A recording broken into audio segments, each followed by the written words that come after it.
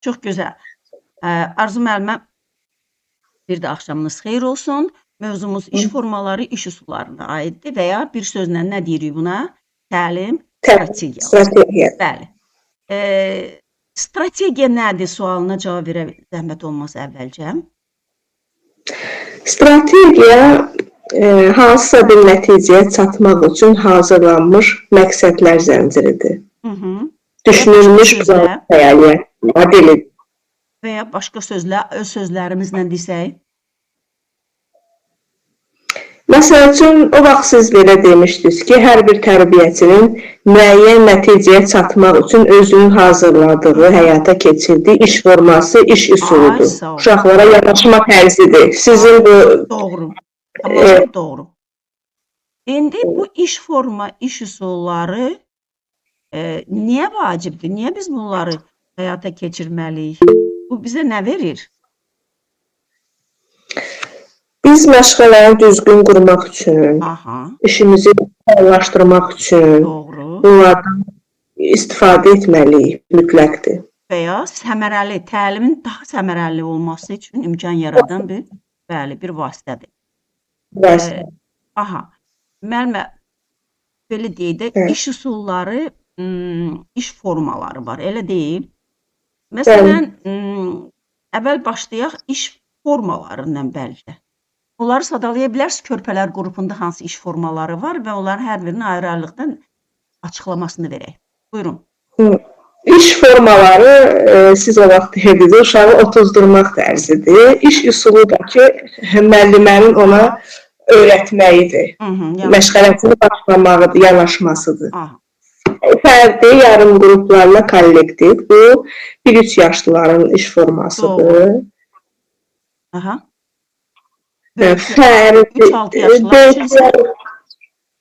Fərdi cütlərlə, qruplarla kollektiv, bu isə 3-6 yaşlıların iş formasıdır. Müəllimə, deyirlər introvert və ekstrovert uşaqlarda, yəni qapalı və daha faal uşaqlar. Bax, bu hansı iş üsuludur ki, özünə qapalı uşaqlar üçün daha rahat iş formasıdır?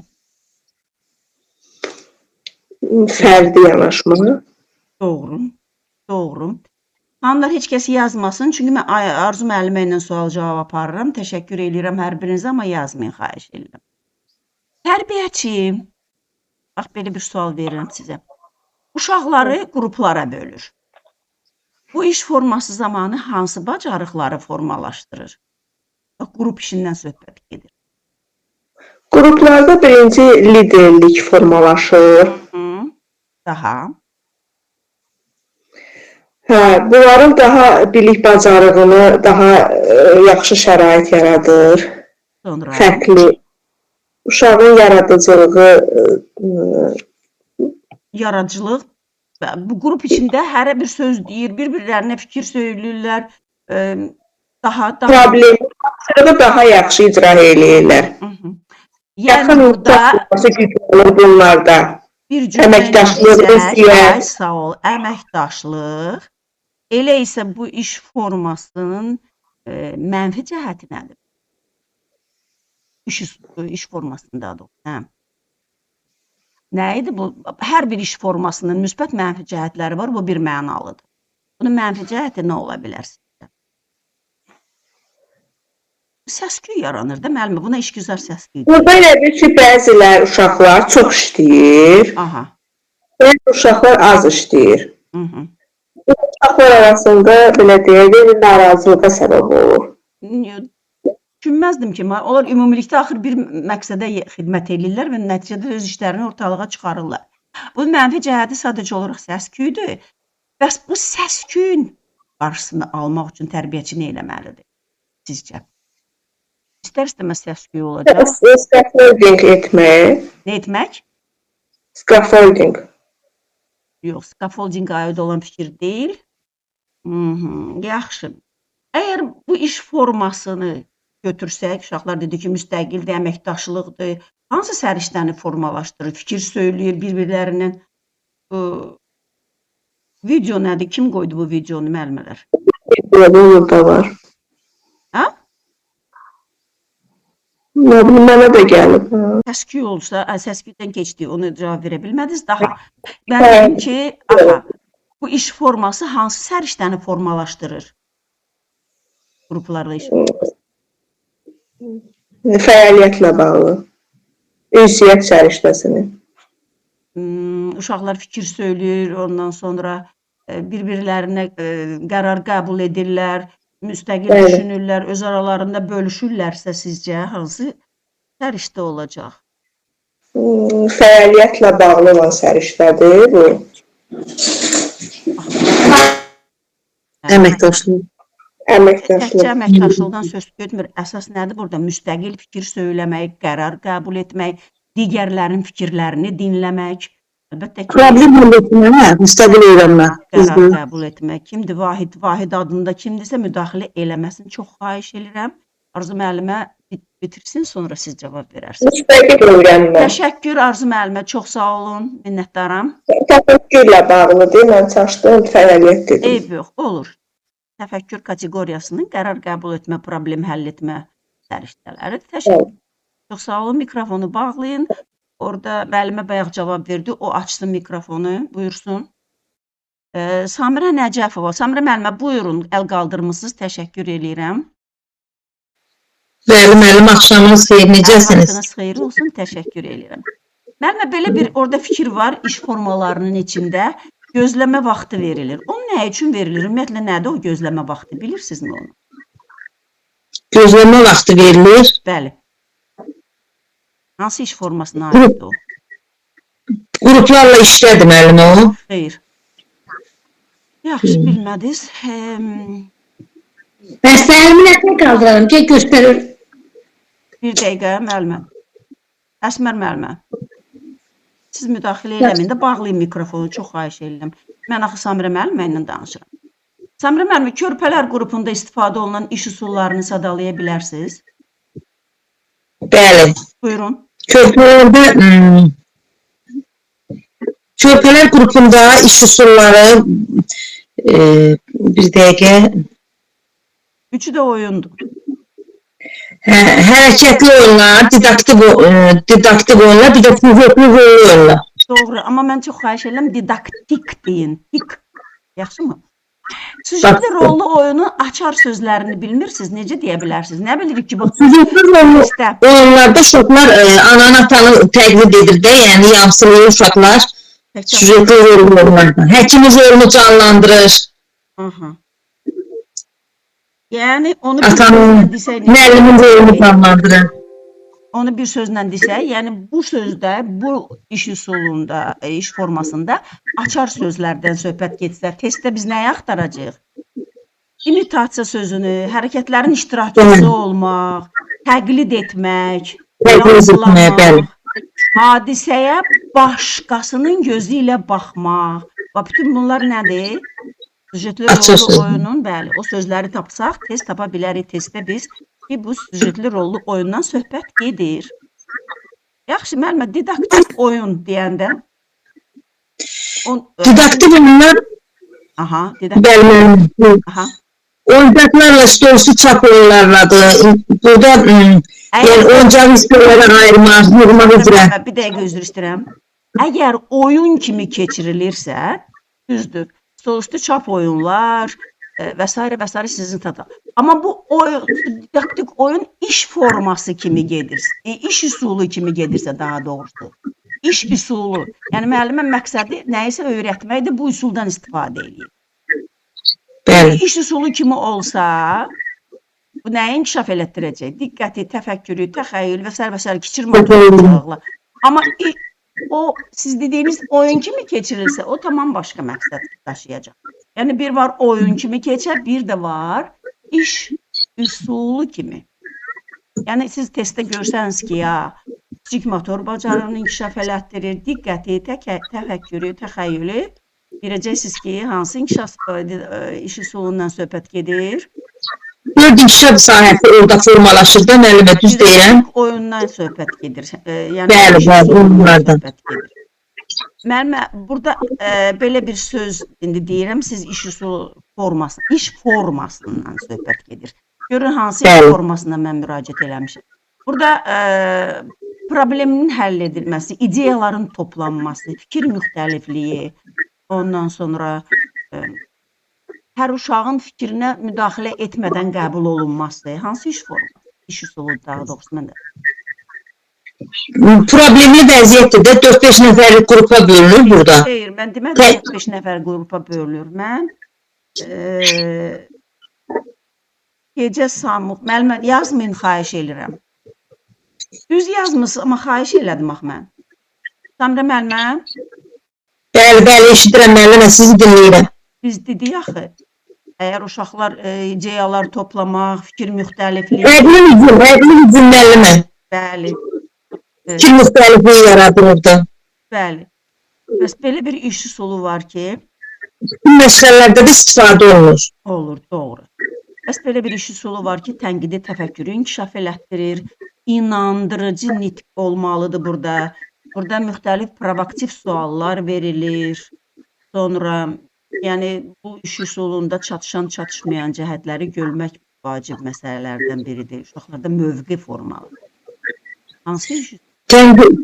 Problemli vəziyyətdir bu. Tənqidi təfəkkür təmin etmə Yaman millətdir. problemli vəziyyəti sevirsiniz. Orada da tənqidi təfəkkür inkişaf eləyəcək. Amma burada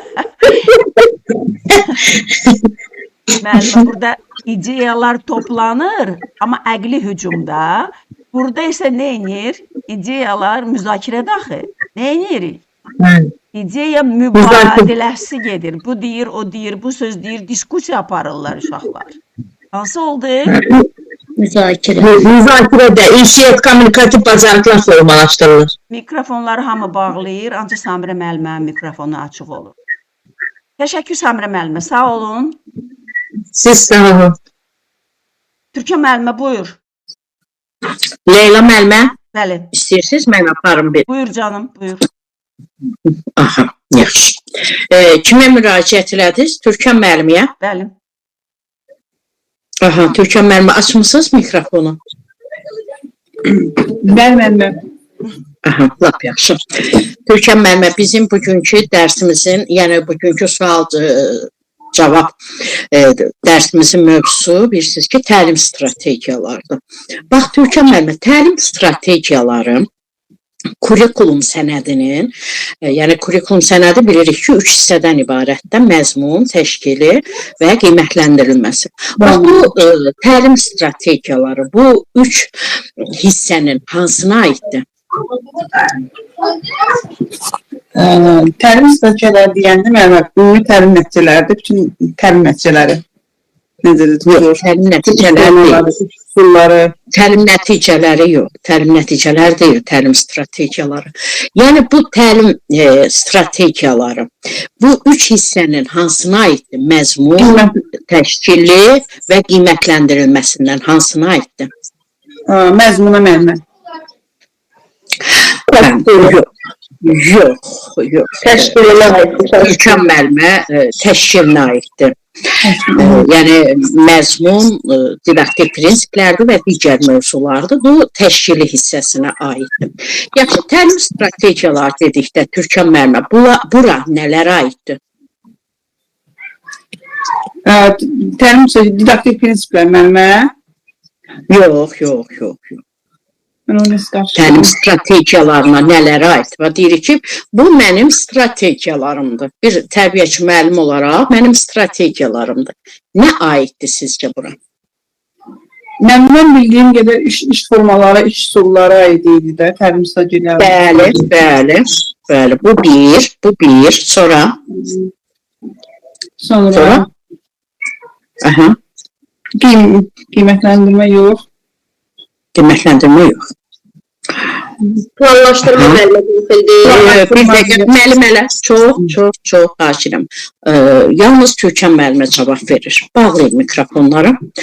Türkan müəllimə, strategiya bilirsiniz nədir? Mənim hədəfə çatmaq üçün getdiyim bir yoldur, seçdiyim bir yoldur. Bax, burada birinci tərbiyəçinin işi sizcə nə ola bilər? Ki, mənim böyük qrup müəllimiyəm, 45 alt standartım var, bir il ərzində mən bunları formalaşdırmalıyam. Deməli, birinci nədən başlayaram sizcə? Onların nailiyyətlərini mənə bilmək üçün Məsəl üçün Hələ nailiyyətə qədər, hələ nailiyyət əldə etmək üçün, yəni hələ nailiyyət yoxdur ortada. Onu əldə etmək üçün nədən başlayaram? uşaqları izləyirik. Bax deyirik ki biz, o qiymətləndirmədir. İzləmək qiymətləndirməyə aiddir. Yəni mən ona qədər işimi görmək üçün, işimi bilmək üçün birinci tərbiyəçi işini neynəməlidir? İşinizi neynirsiniz? Sizin ən vacib... Əvvəlcədən planlaşdırmalıyıq. Bəli, siz planlaşdırmazsınız işinizi, siz iş görə bilməzsiniz. Bəli. Bəli. Bax, bu sizin ən əsas strategiyanızdır. Planlaşdırma. Planlaşdırma hansı növləri var? Planlaşdırmanın Bəli. cari planlaşdırma, Aha, sonra? cari, bir də ki, dövrü. Dövrü illikdir, cari həftəlikdir. Bir də formativ var, inkişafın izlənməsi. Yox, qatdız mənə. Formativ inkişafın izləməsi ümumiyyətlə planlaşdırma deyil. O qiymətləndirmədir, uşağın inkişafını qiymətləndirmədir. Dövrü illikdir, perspektiv, İllik, perspektiv və həftəlik, yəni caridir. Aha, deməli, artıq ikisini dediniz. İş forması, iş üsulları, bir də planlaşdırma. Bəs üçüncü nədir? Yəni, təlim strategiyası, yəni bizim qarşımıza 3 belə istiqaməti götürürük də. O üçüncü nədir? İnkişaf sahələri. İnkişaf sahələri məzmuna aiddir, müəllimə. Təlim strategiyaları ən vaciblərdən biri. Təlimin təşkilinə verilən tələblər və təlimin təşkili prinsipləri. Türkan müəllimə. Aha. Bax, bu təlimin təşkilinə verilən tələblər hansılardır? Hansı ki, bu təlim müddətində mütləq bunu tərbiyəçi yerinə yetirməlidir. Bax, sizin məşğələnizə gəlir müdür baxır, sizin məşğələnizə metodist baxır. Bu tələbləri onlar müşahidə edirlər, qeyd edirlər. Hansını tərbiyəçi yerinə yetirdi, hansını yox. Bunlar hansıdır?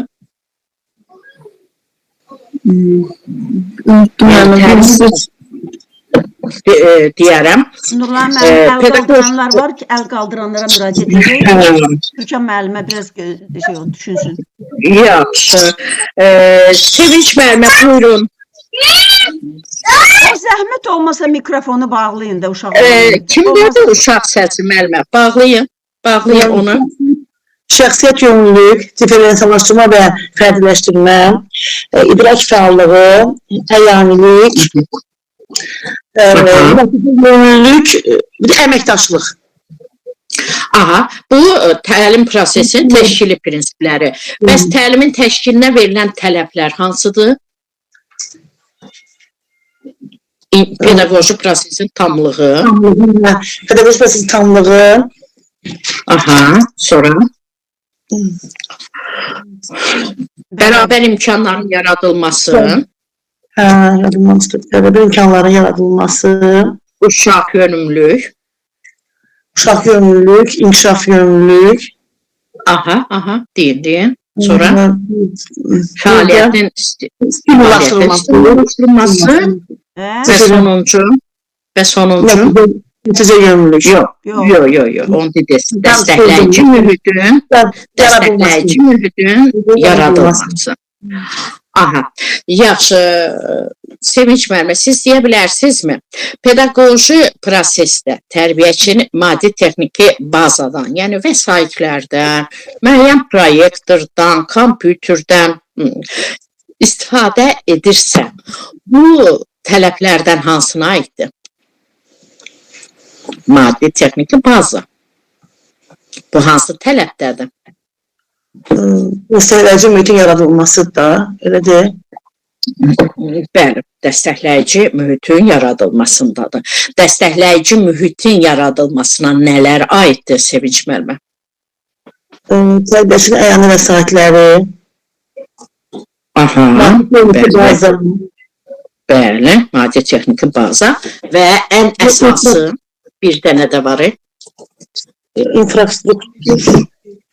Uşaq özünü deyir ki, Sevinç müəllimə, deyirik ki, uşaq özünü rahat hiss etməlidir. Bax, bu hansıdır? Biz ona necə mühit yaratmalıyıq ki, uşaq özünü rahat hiss etsin. Qorxmur, sual verməyə qorxmur. O dəstəkləyici mühitə aid olan bir faktordur, bir funksiyadır. Hansıdır? Mühit necə olmalıdır uşaq üçün? Normal mühit olmalıdır. Yəni Qorxmursa, qorxmaq, stres, bunlar nəyə aiddir? Psixologiya, düzdür? Uşağın psixoloji halına. Yəni, dəstəkləyici mühit dedikdə, ümumiyyətlə müəllimlər, maddi, texniki, baza, sağlam psixoloji mühit, bunların hamısı dəstəkləyici mühitə aiddir müəllimlər. Yaxşı, Sevinç müəllimə, bəs bu pedaqoji prosesin tamlığı deyəndə, bu tam olmaq üçün, yəni bu bir kompleks şəkildə biz veririk də, hansı funksiyalar aiddir bura ki, onu biz tam hesab edək? tərbiyəçi ilk növbədə plan olmalıdır. Pedaqoji prosesin tamlığını biraz yadımıza salaq, Sevinç müəllimə. O funksiyaları hansı idi? Deyim mən. Yox, bir dəqiqə. Deyin, Arzu müəllimə, kömək edin. Öyrədici, inkişaf ettirici, tərbiyə edici. Ay, sağ ol. İnkişaf ettirici, tərbiyə edici, biri də nə? Öyrədici. İnkişaf edici. Tərbiyə edici. Yəni, bu üç funksiyanı tərbiyəçi verirsə, yerinə yetirirsə, o məşğələ artıq kompleks, yəni pedaqoji prosesin tamlığı alınmış olur. Sevinç müəllimə, deyə bilərsinizmi? Hansı halda biz deyə bilərik ki, pedaqoji prosesin tamlığı pozuldu? Yəni, məşğələ öyrədici oldu, tərbiyə edici oldu, amma inkişaf ettirici olmadı. Deməli, burada tərbiyəçi neynəmədi? Burada deməli uşaqlarla qrup işi işləmədi, qrup işi vermədi, uşaqlar onun özünü möhkəmləndirmədi. Düzdür, tamamilə düzdür. Yəni, inkişaf ettirici deyəndə... Tətbiq etmə olmadı. Ay, sağ ol. İnkişaf ettirici funksiya uşağın tətbiq etməsidir. Uşağın praktik fəaliyyətidir. Yəni, mövzunun möhkəmləndirilməsidir. Düzdür. Əla. Sevinç müəllimə, bəs hansı iş formaları istifadə olunur erkən yaş dövrünün qruplarında? Hərəkətli olunlar, didaktik olunlar, İş formaları. Fərdi, yarım qruplarla və kollektiv, üzr istəyirəm, çalışdım. Düzdür. Bəs məktəbə qədər qruplarda? Deməli, fərdi, cütlərlə, qruplarla, kollektiv. Çox sağ ol, Sevinç. Yaxşı. Bəs də Sevinç müəllimə? Deyir ki, keçən dəfə mən sual cavab olmamışam. Buyursun, Aysel müəllim. Bəli, axşamınız xeyir. Axşamınız xeyir, Aysel müəllimə. Aysel müəllimə, təlimdə bərabər imkanların yaradılması. Bu, təlim strategiyasına aiddir. Yoxsa aiddir.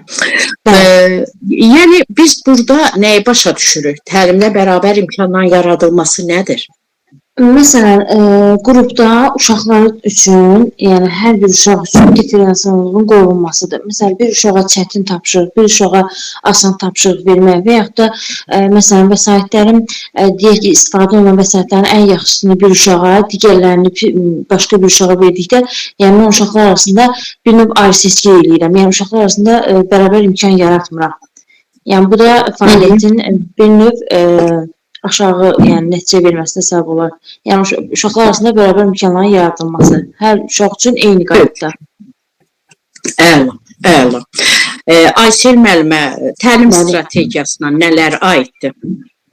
Təlim strategiyasına iş üsulları, iş formaları. Əla, sonra? Resurslar, istifadə olunan resurslar. Yəni, müəllimin fəaliyyət dərs boyunca, yəni o fəaliyyəti səmərəli, yaxşı nəticə vermək üçün istifadə etdiyi, uğurlu alınması üçün istifadə etdiyi, yəni hər hansı bir yol, mövqe, ondan istifadə etməlidir ki, uğurlu bir nəticə etsin. Sonra iş forması, iş yolları, sonra ikinci. iş üsulları, sonra təlimin Təlimin neynəməsi? planlaşdırılma. Böyle planlaşdırılması, sonra Təlimin planlaşdırılması, təlimin iş üsulu, iş forması, bir də var idi. Aha. təlimin təşkili prinsipləri İş üsulu prinsipləri, bəli. və təlimin təşkilinə verilən tələblər. Tələblər, bəli. Aha, bax indi mən sual verəcəm, diqqətlə qulaq asın. Əməkdaşlıq bacarıqlarını inkişaf etdirir. Uşaqlar bir-birindən öyrənir. Uşaqlarda liderlik, məsuliyyət hissini formalaşdırır. Sosiallaşmanı gücləndirir. Bu hansı Aha. iş formasının xüsusiyyətləridir? Bu qruplarla iş formasına aiddir. Bəli, bu qruplarla iş formasına aiddir. Yaxşı, mövzu ətrafında uşaqlar sərbəst düşünür. Verilmiş əsas anlayışa aid söz assosiasiyaları tapır uşaqlar. Aha. Mövzu ətrafında danışırsa, müzakirə də var, söz assosiasiyası mənim. Verilmiş əsas anlayışa aid söz assosiasiyalar tapır, bilikləri sistemləşdirir, öyrəndiklərini qısa, lakonik şəkildə sistemləşdirir, mövzu barəsində əvvəlki bilikləri nəzərdən keçirdir. Bu hansı iş üsuluna aid xüsusiyyətlərdir? Söz assosiasiyası mənim. Yox, Müzakirə, yox. bilmədim mənim. Verilmiş əsas anlayışa aid, deməli əsas anlayış deyəndə biz burada ümumi fikri götürdük də. Yəni ümumi fikirdən söz assosiasiyaları tapır. Yəni ümumi fikirdən xüsusi fikirlərə gedir. Belə. Umumluq xüsusi klassdır. Ay, sağ ol. Bəli. Bax, bu xüsusiyyəti oradan bir dənə nəyisə tapın özünüzə həmişə. Yaxşı? Sağ olun, fərqli şəkildə verdiniz deyə çalışdım. Orada özləyəm, yaxşı oldu. Yeni bir şey öyrəndim. Çox sağ olun. Siz sağ olun. Yaxşı, bəs bu iş üsulunun əksi olan, yəni burada arzu Tapmaca. Orada arzu xüsusidən ümumiyə gedirik. Düzdür. Əla, burada xüsusidən ümumiyə gedirir. Yaxşı, hansı planlaşdırmada tərbiyəçi mütləq məntiqi ardıcılığı, xronoloji İllik ardıcılığı planlaşdırmada. İllikdə. illik planlaşdırmadır. Bəs hansı planlaşdırmada yalnız təlim fəaliyyəti planlaşdırılır? Cari planlaşdırmada. Yalnız təlim fəaliyyəti planlaşdırılır. O da illikdir. İllikdə, Təlim fəaliyyəti, yəni məşğələ nəzərdə tutulur. Biz məşğələni yalnız hansında eləyirik? Bəli, cari illik planlaşdırma, perspektiv planlaşdırmada. Düzdür. Yaxşı, bəs hansı planlaşdırmada, onun planlaşdırma mərhələsində tarix yoxdur? Caridə tarix yoxdur, illikdə var. İllikdə yoxdur. Bəs hansı planlaşdırmada məqsəd yoxdur? Məqsəd caridə var, illikdə yoxdur.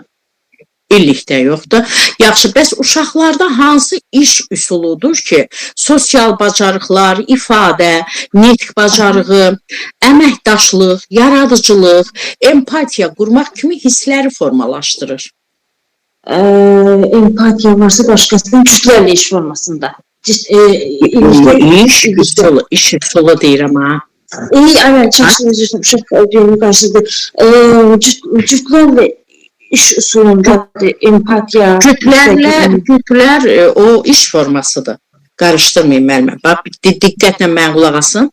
Uşaqda sosial bacarıqlar, ifadə və nitq bacarığı, empatiya qurmaq, əməkdaşlıq və yaradıcılıq bacarıqları inkişaf etdirir. Hansı iş üsuludur? Əqli hücum. Əqli hücum, yəni orada yəni yaradıcılıq, ifadə, nitq bacarığı, yəni əqli hücumda bizə ifadəsi müzakirə. Yox. İfadə və nitq bacarığı, yəni nitqin ifadəliyi belə deyək də. Nitqin ifadəliliyi deyiriksə, sizcə bu hansı iş üsulu olar? Bizə başqasında nəyimizə lazım o nitqin ifadəliliyi? Yəni o hadisəni çatdırmağı bacarsın. Hadisələrin daxilinə girmək, süjet rollarına. Aha. Ay, sağ ol. Əla. Yaxşı. Erkən yaş dövrü qruplarında hansı iş üsullarından istifadə olunur? Əslində müəllimə çox yaxşıdır belə fərqli yönlərdən vermək. Çünki biz o qədər eyni təkrar şeylər çalışmışıq ki, testlərdə də belə kimsə deyəndə deyir, həmən götürür. Amma belə fərqli bir şeylər olanda hər zaman yəni testdə qarşımıza çıxanda daha rahat olar. Çox sağ olun. Sualı bir də deyim müəllimə. Erkən yaş dövründə hansı iş üsullarından istifadə olunur? Süjetli rol oyunlar, didaktik oyunlar və hərəkətli oyunlar. Aha. Bəs hansı iş formalarından? Fərdi, yarım qrup və kollektiv. Aha, düzdür. Strategiyanı həyata keçirmək üçün istifadə olunan konkret metod və texnikadır. Bu iş formasına aiddir, yoxsa iş üsuluna aiddir bu xüsusiyyət? İş üsuluna aiddir. Metod deyirsə artıq iş üsuludur. Əla, düzdür. Yaxşı. Hansı planlaşdırmada tərbiyəçi inkişaf sahələri arası və inkişaf sahəsi daxili inteqrasiyanı mütləq nəzərdə saxlamalıdır? Deyim müəlliməcəm. Hansı planlaşdırmada tərbiyəçi inkişaf sahəsi daxili və inkişaf sahələri arası inteqrasiyanı mütləq yerinə yetirməlidir onun tələbini? İllik planlaşdırmada. Düzdür, əla. Hansı iş üsulu uşaqlarda müstəqil düşünmə, həll yollarını tapmaq, əməkdaşlıq, ünsiyyət bacarıqları və məsuliyyətli qərar vermə bacarıqları inkişaf etdirir? Hansı iş üsulu? İş üsulu. Aha, iş üsulu. Hansıdır? Müstəqil düşünmə. Əqli hücum. Müstəqil düşünmə. Hadisənin analiz edilməsi, həll yolları axtarma, əməkdaşlıq, ünsiyyət bacarığı və məsuliyyətli qərar vermə bacarıqlarını inkişaf etdirir. Hamısı var ha burada artıq. Hamısı var.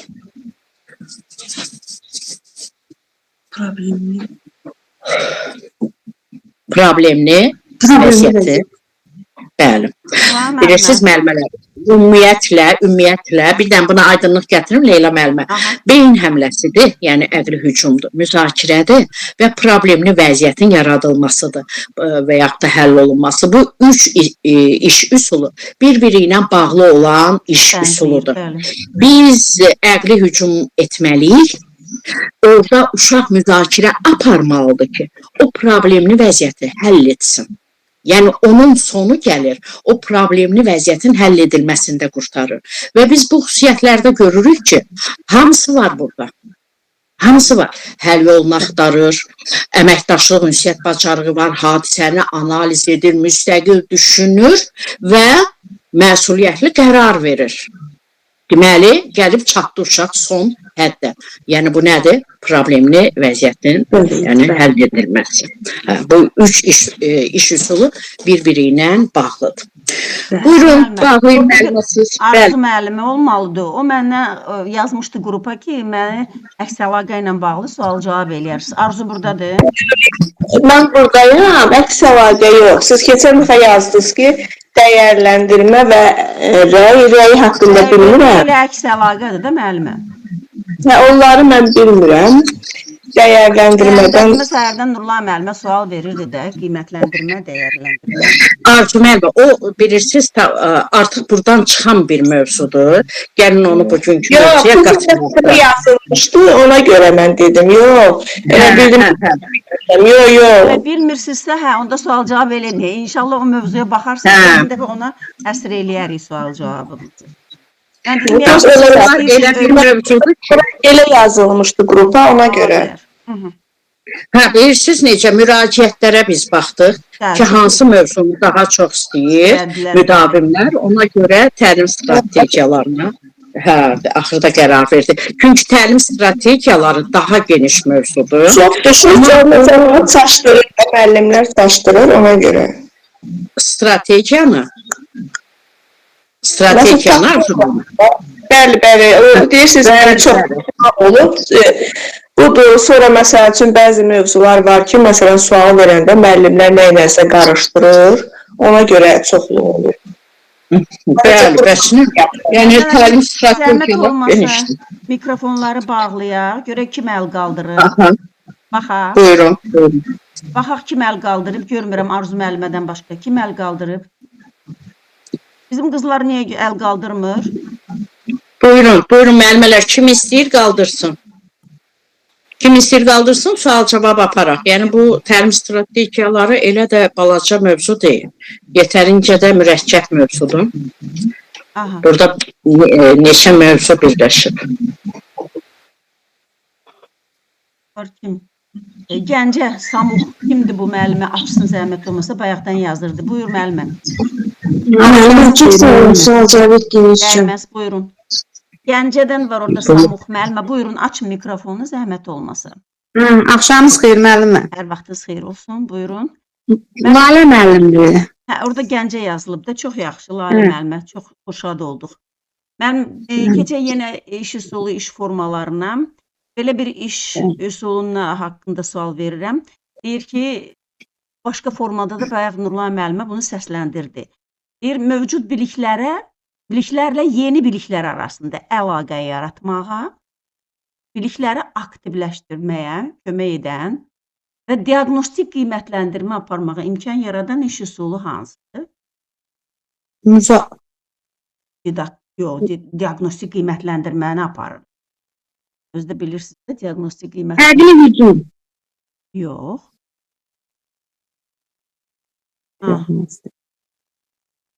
Və bu iş üsulu həm də deduktiv düşüncə tərzini inkişaf etdirir.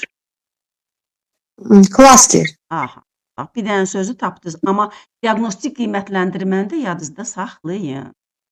Müəllim, bax, uşaqlar müəllimə sual verir. Uşaqlar, sağlamlığımızı necə qoruya bilərik? Bu sualla müraciət edən müəllim onların fikrini bilmək istəyir, daha çox onlardan ideya almaq istəyir, deyir ki... Əqli hücum. Aha, beyin həmlədir, hə? Və sizcə bu məşqələnin hansı mərhələsində istifadə oluna bilər? Motivasiya. Motivasiya aparan müəllimə necə müəllim deyə bilərik sizcə? Aktiv müəllim olur da, uşaqları həvəsləndirir, Aha. uşağın diqqətini cəlb eləyir. Belə bir söz var, deyir, müəllim fasilitator olmalıdır. O nə deməkdir müəllimə? Bələdçi. Aha, daha? Yol göstərən bələdçi. Daha necə olmalıdır fasilitator müəllim? İpucu verir də. Vygotsky'nin tərbibi nə desək? Hə, skafodik. Aha, körpü olmalı. Daha? Müxtəlif strategiyalardan istifadə etməyi bacaran müəllim, fasilitator müəllimdir. Uşaqları aktivliyə sövq eləyən müəllim, fasilitator müəllimdir. Təfəkkürün bütün formaları, istir yaradıcı, istir tənqidi təfəkkürü, daha doğrusu 4K bacarıqlarını formalaşdıran müəllim, fasilitator müəllimdir. Uşaqlarda komandada işləməyi alışdıran müəllim, nə qədər istəsə səhərəcən saymaq olar. Yəni, ən gözəl fikirləri fasilitator müəllimə eləyə bilərik, şamil edə bilərik. Yəni, bu bir növ bu iş üsulundan bağlı fikir yarandı. Və bir daha bu başqa bir iş üsuluna müraciət eləyək. Süjetli şəkillərdən istifadə olunur. Əsasən burada ardıcıllıq gözlənilir. Nəql etmə. Aha, nəql etmə. Doğru. Bəs bu iş üsulu uşaqlarda mövzu haqqında nə bildiklərini və mövzunu mənimsəyəndən sonra isə onların yeni nə öyrəndikləri anlayışlarını, aydınlıqlarını məqsəd ilə istifadə olunur. Yəni, keçmiş bilikləri və yeni bilik öyrənəndən sonra nəyi öyrəndilər? Bax, bunu aydınlıq gətirmək üçün Söz konuşuyorum. assosiasiyası. Söz assosiasiyası. Bəli. Çünki burada uşaqlar nə edirlər? Müqayisəli qiymətləndirmə aparmağa Mətləddirir. öyrənirlər. Yəni. Müəllimə, süjetli rollu oyun iş üsulu kimi hansı inkişaf, hansı keyfiyyətləri uşaqlarda inkişaf etdirir? Onlarda mən elə bil empatiya hissi yaradır. Sonra Elə bil də hər hansı problemi müxtəlif mövqe nəzərdən yanaşmağa əgər tələb bu iş edir. üsuludursa, hansı inkişaf sahəsinə aid eləyə bilərik bunu? Yaradıcı da estetik yaradıcılıq. Yox. Yaratmaq. Əgər sadəcə oyundursa, o estetik yaradıcı inkişaf sahəsinə aid olar. Yox, İdrak. əgər iş üsuludursa, axı bir burada məqsəd qoyur nə isə öyrədək. Onda alacaq idraki inkişaf İdrak. sahəsi. Görürsüz? Eyni iş üsulunu müxtəlif format. İş üsulu bir səbəb var oyun. Sadəcə olaraq oyun keçirik.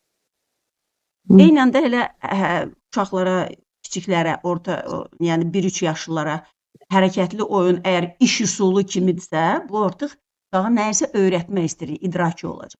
Yox, sadəcə olaraq o hərəkətli oyundursa, hansı inkişaf sahəsi olacaq?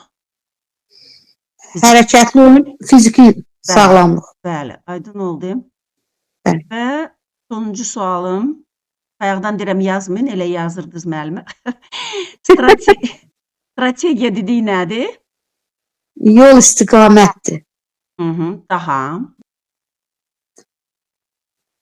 Müəllimin elə bil yol planlaşdırması, iş üsulu, hamısı yol Əvvəlcədən Plan- müəyyən edilmiş nəticəyə edilmiş, çatmaq üçün hazırladığı. zəndirvari, Ay, sağ ol. Yəni, biz müəllimə dediyi kimi bayaq planlaşdırırıq, müəyyən mənada qarşımıza məqsəd qoyuruq ki, bax, bunları, bu nəticələrə biz çatmalıyıq. Diaqnostik, az diaqnostik xarakter daşıyan iş üsulu bir dənə də var. O hansıdır? Yəni, uşağın inkişaf dinamikasını müəyyən eləyir, bizə kömək eləyir. Müqayisəli qiymətləndirmə aparmağa kömək eləyir. söz assosiasiyası, Aha. Çünki burada assosiasiya nədir? Yox. assosiativ qiymətləndirmə. Assosiativ qiymətləndirmə anladıq. Bu assosiasiya sözünü özünü necə anlayırsınız? Onu necə başa düşürsünüz? Müqayisəli qiymətləndirmə demək. Yəni, əlaqə yaradırıq.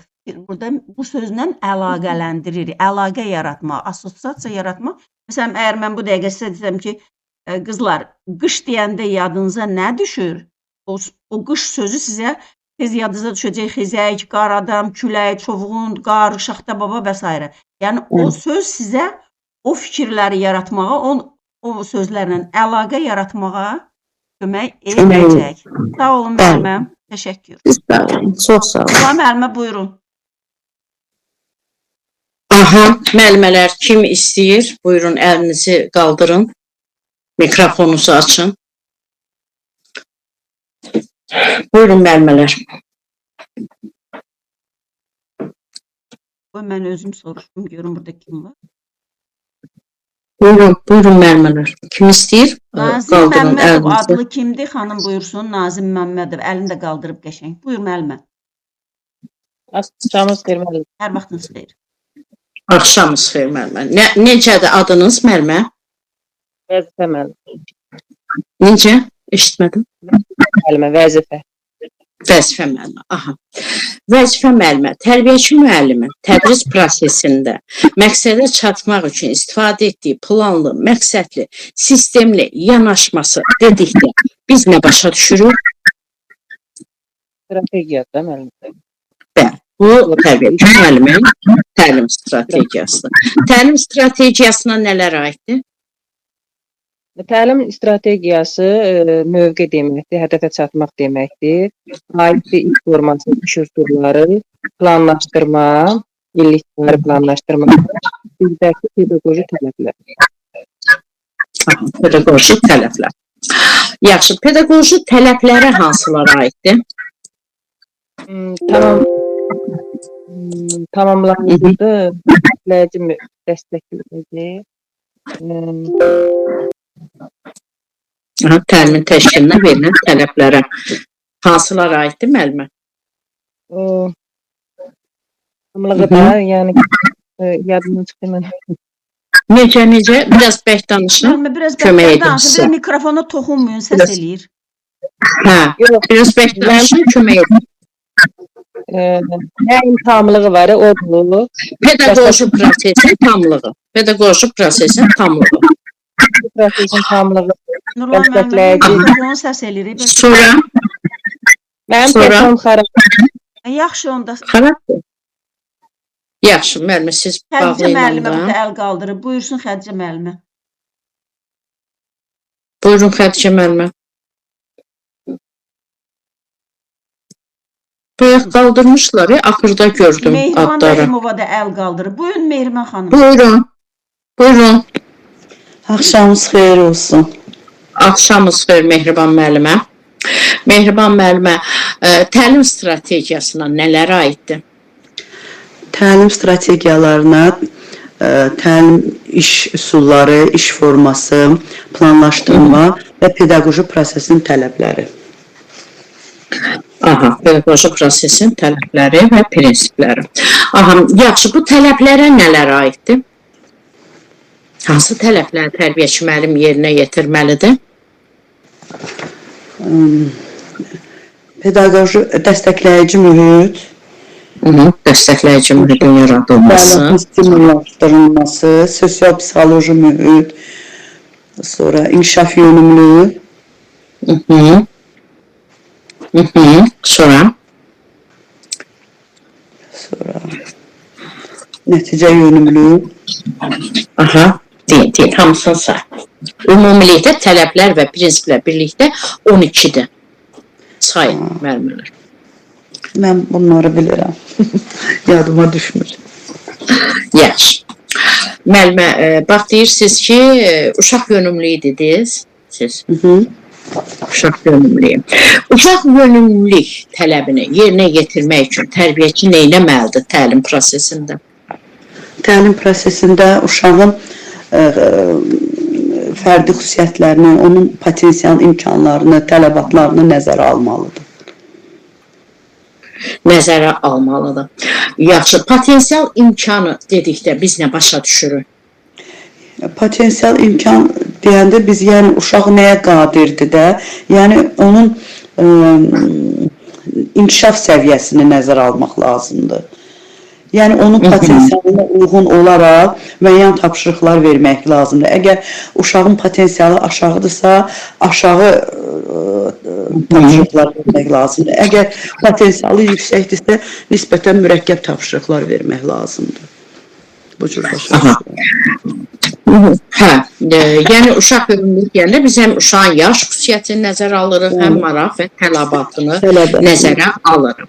Yaxşı, biz yalnız uşağın səviyyəsini nəzərə alsaq, elə uşağın səviyyəsi, inkişaf səviyyəsi aşağıdırsa elə yəni asan, yəni necə deyək, tapşırıqları verirsək, bəs onda bizim digər bir tələbimiz var ki, mütləq təlim sadədən mürəkkəbə doğru getməlidir.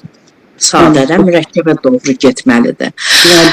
Bu hansı sadədən mürəkkəbə doğru getməlidirsə, yəni bu bir prinsipdir də, bu hansı tələbdir? Bu inkişaf yönümlü. Bəli, inkişaf yönümlü.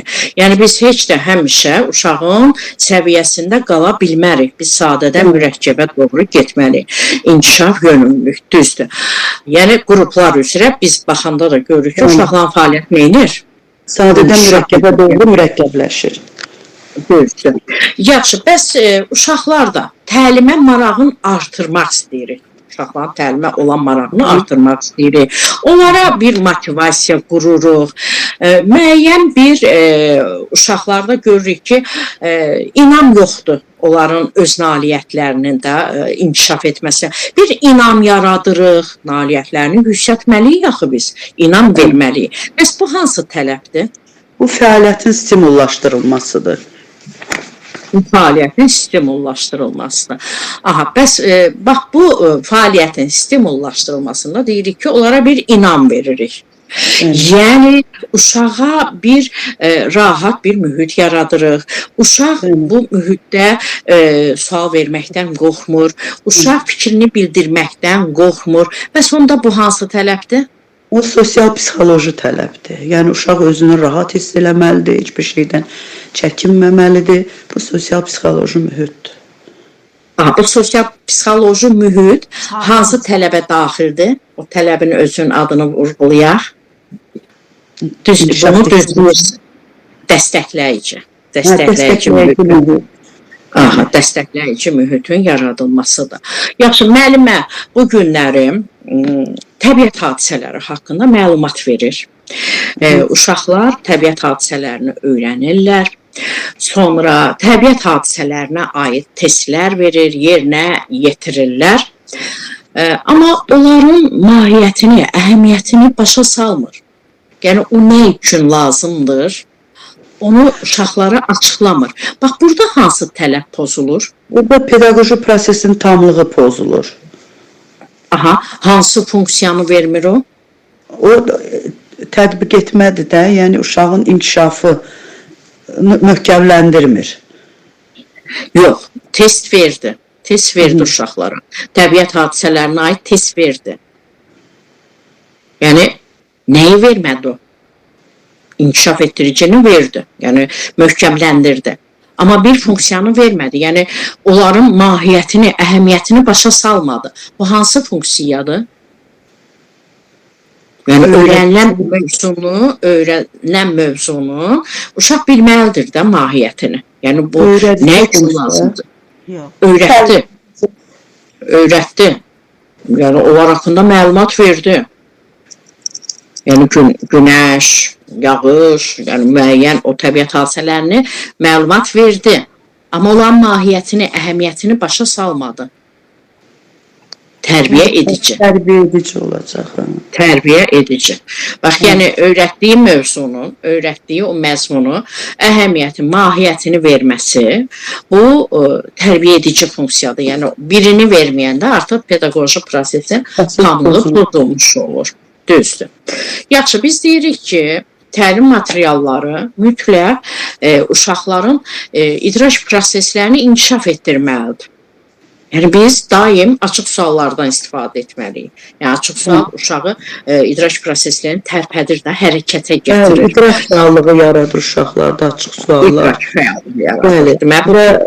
Bir cavabı olan, hə və yaxud da yox cavabı olan suallar verilməməlidir. Mütləq geniş izahı olan suallar verilməlidir.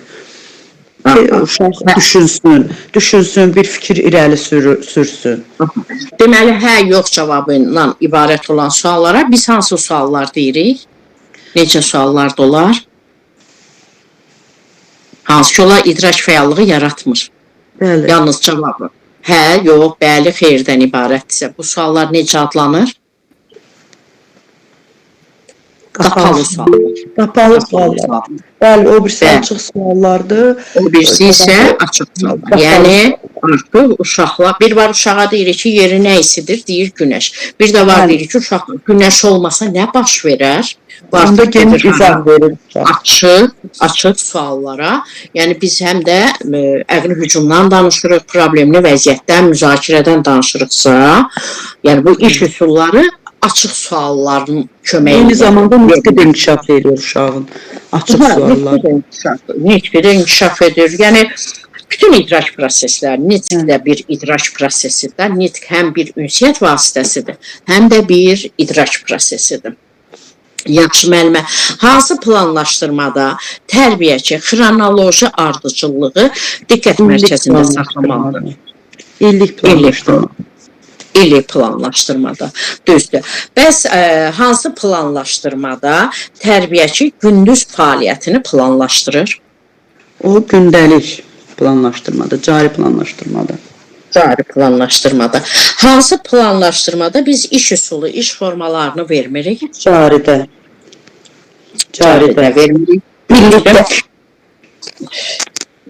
İş üsulu, iş formalarını illikdə, perspektivdə vermirik. Vermirik. Vermirik. Mən düzgün başa düşmədim sualı. Elə bildim bilirsiniz ki, Siz- hansında verilir. Veririk. Cavabda Yox, verilir, yox, illikdə verilmir. Yaxşı. Hansı iş formasının çatışmayan cəhətləridir ki, uşaqda sosial həmrəylik yaratmış, sonra əməkdaşlıq, qarşılıqlı ünsiyyət bacarıqlarını inkişaf Fərdi. etdirmir. Fərdi iş forması. Bəs biz səriştələrdən danışırıq, məktəb qədər təhsilin sonunda formalaşan. Orada müstəqil öyrənmə səriştəsi var. Bax, bu səriştəni formalaşdırmaq üçün hansı iş formalarından istifadə edirik? Müstəqil öyrənmə. Bəli. İş forması qruplarla. Xeyr, fərdi iş. Fərdi iş. Müstəqil Hə, müstəqil öyrənmə daxil. Yaxşı, bəs hansı iş formasıdır ki, uşaqlar öz tərəfdaşı ilə problemi birlikdə həll edirlər, qarşılıqlı əlaqə qururlar, qarşılıqlı fikir mübadiləsi aparırlar. qruplarla iş formasında. Öz tərəfdaşı ilə, bəli, kütlərlə. Yəni, burada öz tərəfdaşı var. Öz tərəfdaşı ilə problemi birlikdə həll edirsə, bu artıq nədir? Kütlərlə iş formasıdır. Yaxşı, bəs hansı iş formasıdır ki, uşaqlarda bircə fəaliyyət bacarıqları formalaşdırır?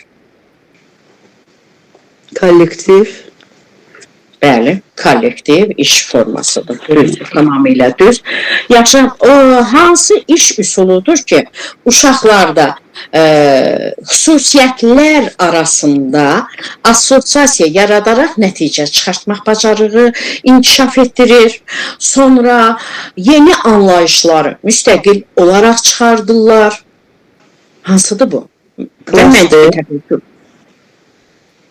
Yeni anlayışları müstəqil olaraq çıxardır.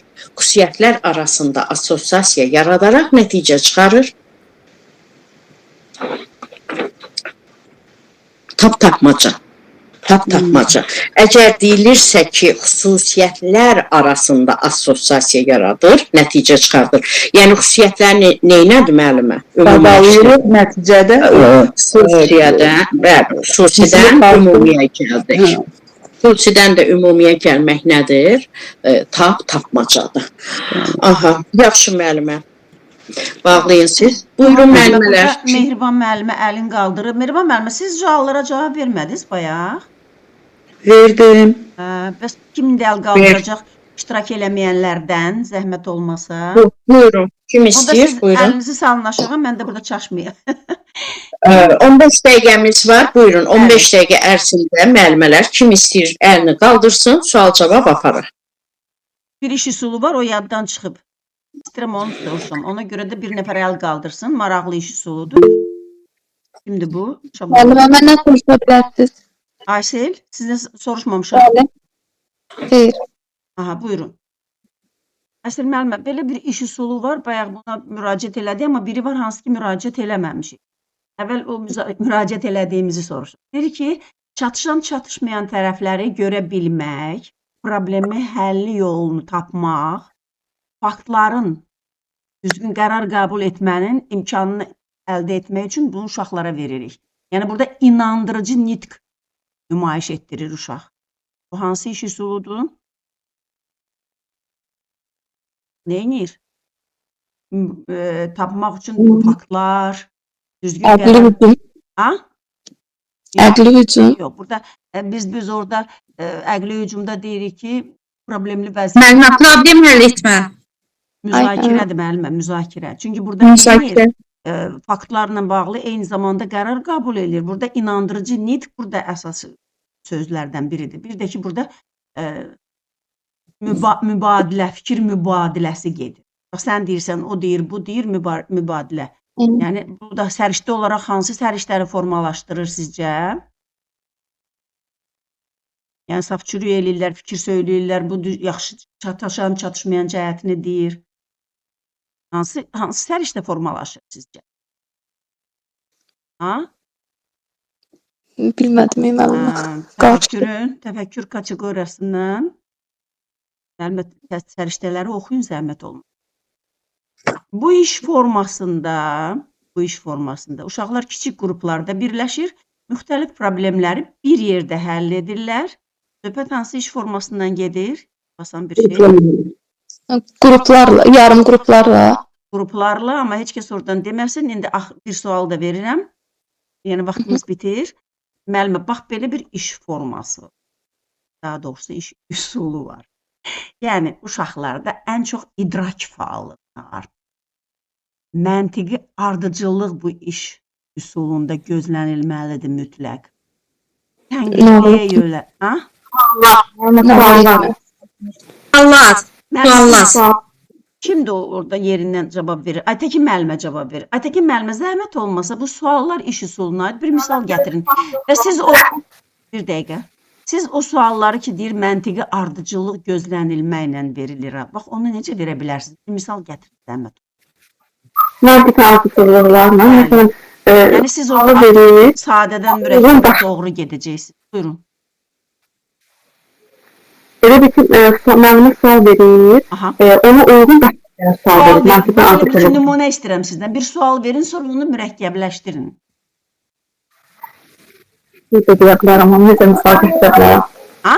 Məsələn, uşaqlardan soruşdur ki, məsələn, indi hansı fəsildir? Məsələn, deyirlər ki, uşaqlar deyir ki, məsələn, yaz fəslidir. Aha, Sonra o deyir ki, məsələn, yaz fəslində, məsələn, havalar necə keçir? Uşaq da sual verir ki, oyanır. Belə məntiqi ardıcıllığına davam edir. Sual ətrafında, mövzu ətrafında suallar verir uşağa. Yəni bir sualı əvvəl sadə veririk. Çünki necə? Bizim uşağa verə bilərik, günəş nədir? İlki anlayış olacaq, hə? Sonra nə verə bilərik? Günəş bizə nə üçün lazımdır? Artıq burada nə edir? Uşaq o günəşin funksiyasını deyir. Nə üçün lazımdır? Başlayır fikirləşməyə. Sonra biraz da onu çətinləşdiririk. Günəş olmasa nə ola bilər? Uşaq müşahidə bacarığını. Daha sonra isə nə deyə bilərik? Günəş olmasa bitkilər necə böyüyər? Artıq burada səbəb nəticə. Olmasa bu ölər, bu olmasa bu. Yəni səbəb nəticə əlaqələri yaradırmağa kömək edir. Görün uşağa nə qədər idraki faallığı artır. Buna görə də ən gözəl iş üsulu. Bundan istifadə eləyin. Zəhmət olmasa və sonda məşğələnin bir mərhələsi ilə bağlı bir sual versəm, məşğələnin mərhələlərindən. Motivasiyanı necə qurmaq olar? Motivasiyanı uşaqlara maraqlı, uşaqların məsələn, maraq yaradacaq bir şeylə maraqlı cəlb eləmək və uşaqları təcrübələndirmək, sonra mövzu ətrafında uşaqlara məsələn, video çatla onu təqdim eləmək olar, nəsə bir personajla uşaqlar onu təqdim eləmək olar ki, daha çox xidmət edir uşaqların diqqətini cəlb eləməyə də, düzdürmü? Mən belə bir şey desəm ki, yeni bilik, bacarıq, təcrübələri əldə edirlər, faal şəkildə öyrənirlər, tapşırıqları həll etmə problemi, materiallarını, faktları toplayırlar. Bu məşğələnin hansı mərhələsidir? Toplayırlar əqli hücum. Mərhələdən danışır. Neçə mərhələsi var məşğələnin? Müəllimə, tətbiq etmə məsələsi. Mən kimdən soruşuram? Aytən müəllimə deyir, tətbiq etmə mərhələsi. Aytəndə tətbiq etmə mərhələsi. Biz əgər məlumat toplayırıqsa, tətbiq etmədimi? Toplayırıq. Topluluqda tətbiq etmə. Motivasiyada müəllimə əvvəl toplayır məlumatları. Bir nəfər danışıqda xahiş edirəm. Bəli, mən dedim ki, yeni bilik, bacarıqlar öyrənir, təcrübə əldə edir, tapşırıqları həll etmə prosesində məlumatlar toplayır. Bəli, dərk etmə mərhələsidir. Dərk etmə, motivasiya deyil. Orada xanım biri çaşdı, motivasiya deyil. O dərk etmədi. Danışmasında zəhmət olmasa çox xahiş edirəm.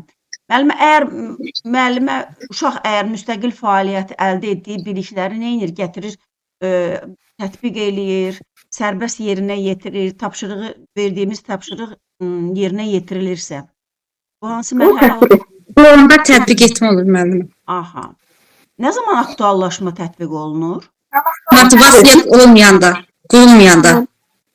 Aytən müəllimə qaldı. Yəqin mən bağlamalıyam. Bu qədər xanımlar. Yəni bugünkü dərsimiz, bugünkü görüşümüz bu qədər. Təşəkkür edirəm hər kəs cavab verənlərə. Cavab Çox verməyənlərə mənim.